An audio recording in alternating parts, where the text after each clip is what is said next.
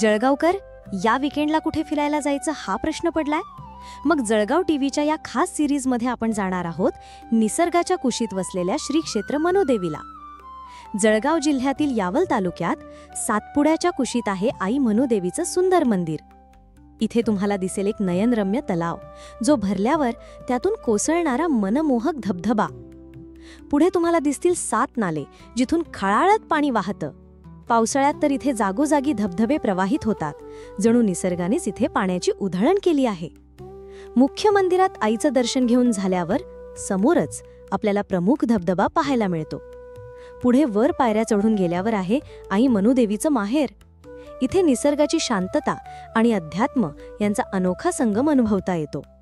तर मग या विकेंडला येताय ना मनोदेवीला?